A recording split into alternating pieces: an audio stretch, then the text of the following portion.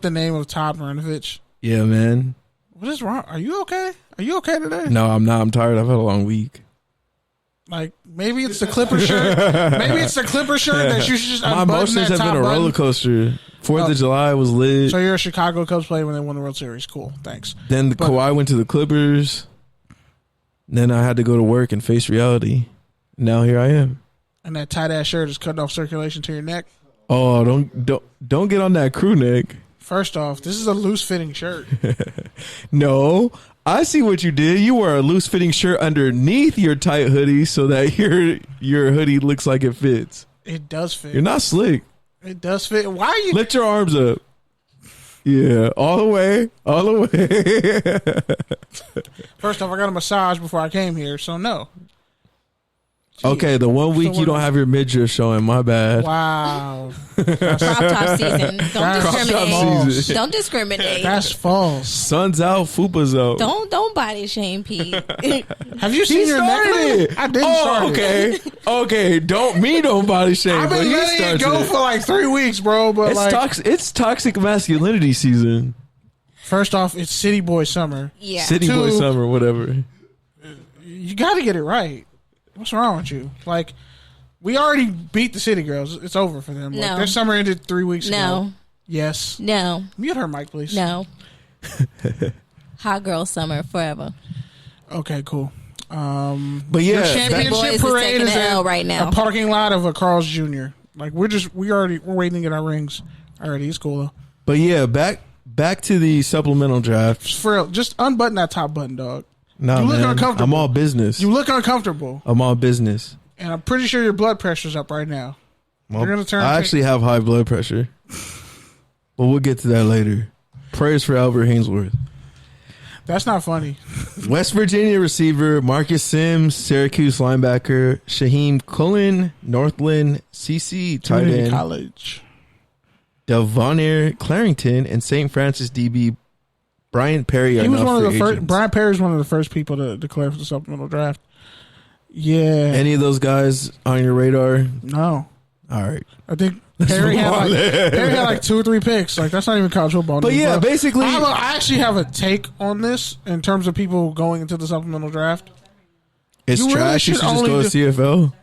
Something like that. No, you really should only use it as like a last option. Like, if they won't grant you, like, let's say you get granted a year of eligibility, but the school you're at won't honor your scholarship, like USC did to A. Markowitz years ago when he was a 6-year senior and had to go play at Hawaii. Let's back up. So what is the supplemental draft for people who don't know? Pretty much it's like a draft for anyone who has to leave school or whatever reason. And it was after the NFL draft, obviously. Yeah, it's basically unique situations players usually find themselves in. I mean, what was the last real prominent player that went in the supplement? Tyrone Matthew? Terrell Pryor.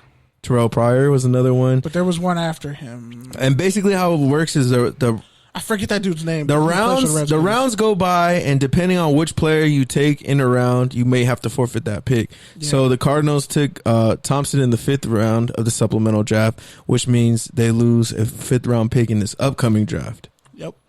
It's basically like a tweener draft between players that missed last draft but aren't going to be eligible for the next draft because they didn't play college, because they're not going to play college. It's last call, pretty much.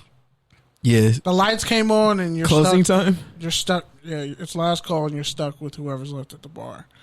And you either find somebody or you go home alone. That's a supplemental draft. But yeah, on that note, let's get to I can't see. Hold on. MAdden ratings? You want to talk about MAdden ratings, the 99 Club? I don't want to talk about MAdden ratings since the show. Go ahead, go. Okay, so they only picked 4 people. I already have a problem with that. MAdden pisses me off like a lot. Like I want to know how you get a job as a MAdden like rating tester. You probably have to go do coding or whatever. I don't know, or be like a white. I told you to read that article last week. A white dude who never played sports. No, but somehow I don't know. No, nice try. That's one guy. That's one guy you named. It's actually a combination of both like engineers and both like scouts, a lot of who probably and both never like former football. players. They have like a board of different people, which is cool. but like that don't explain to me how two guys can run the same 40 and one dude's slower than the other. We've been over this. It's about game speed.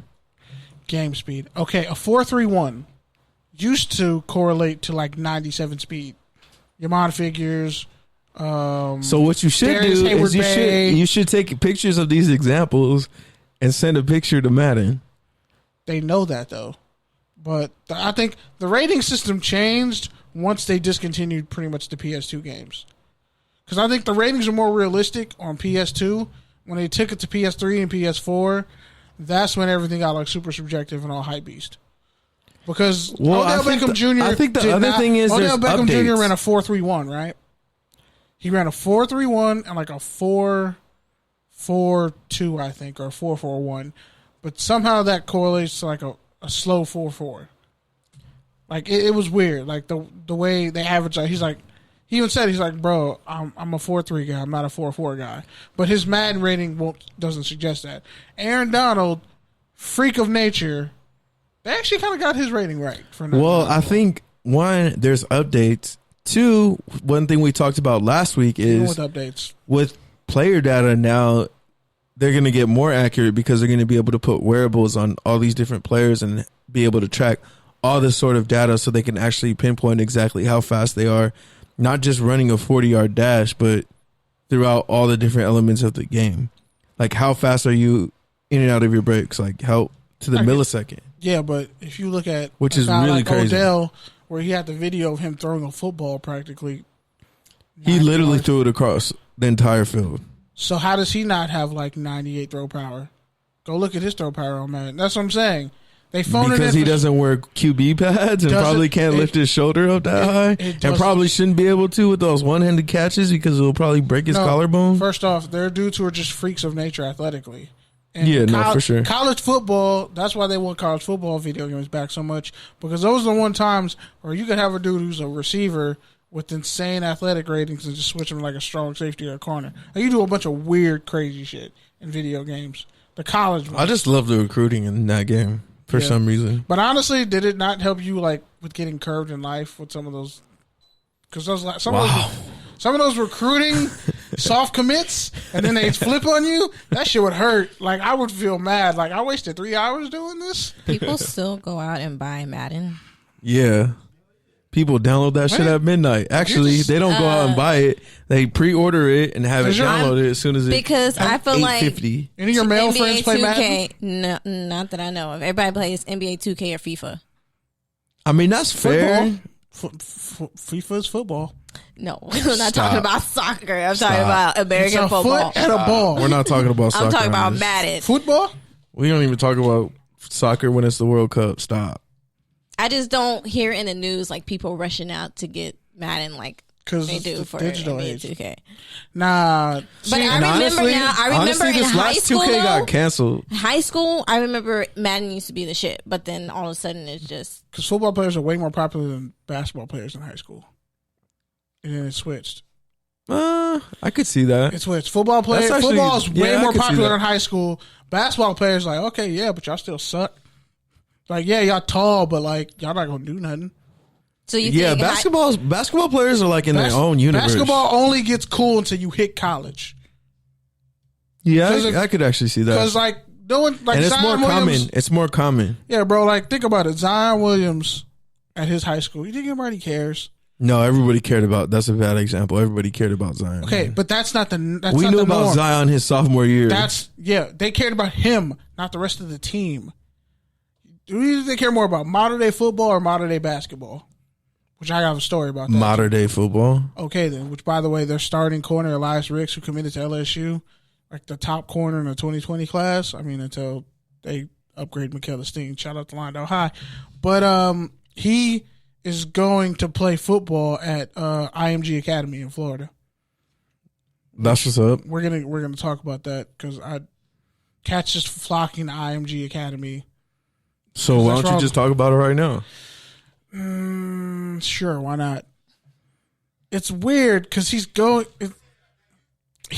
from a top flight program in California as an LSU commit because he had like 4 pick sixes in one game. That shit was stupid. That was a wild. He had 3, but still, the fact that he's going to a prep school.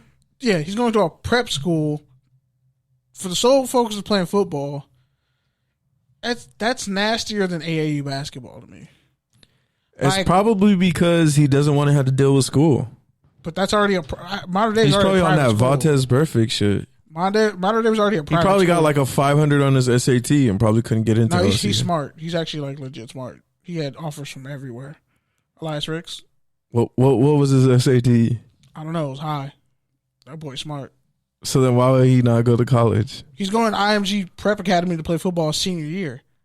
But I feel like a lot of cats just do that. I thought you were saying he taking No. He was a year. junior this year and had 3 pick sixes in one game. Oh, okay.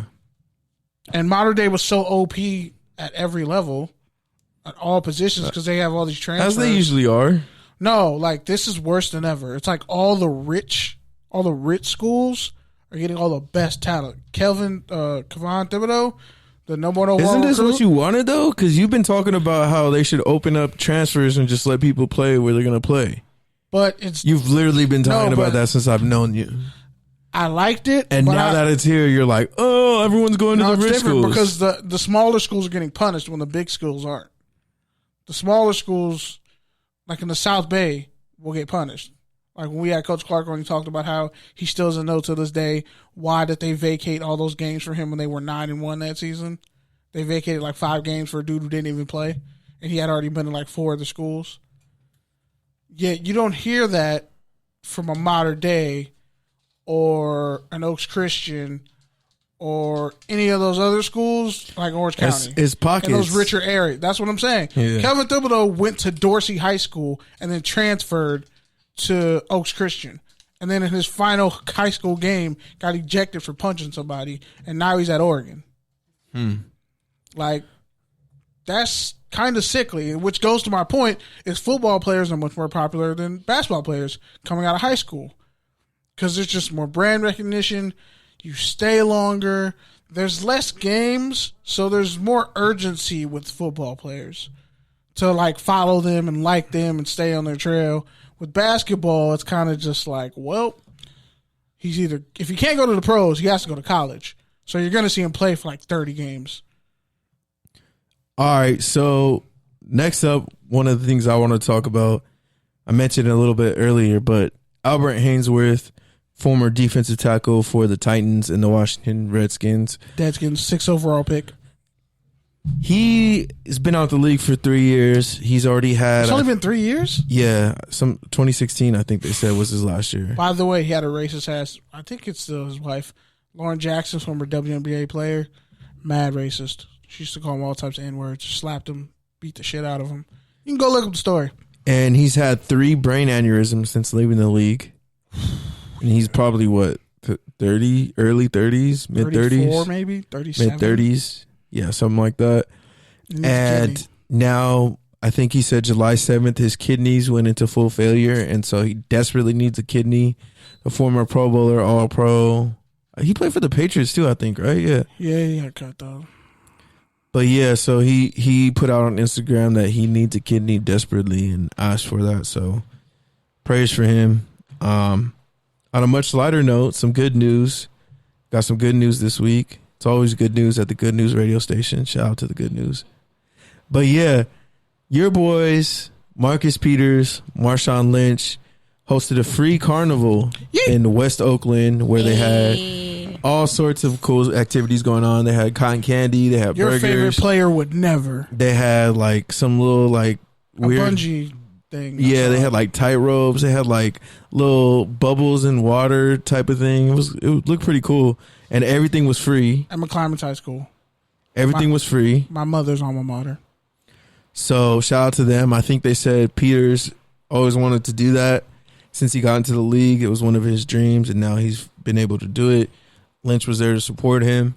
So shout out to them for making that happen. Shout out to Oakland and real athletes doing real stuff. And even though we care more about if Gronk's coming back or like Tom Brady, but we won't talk about what Marshawn Lynch does.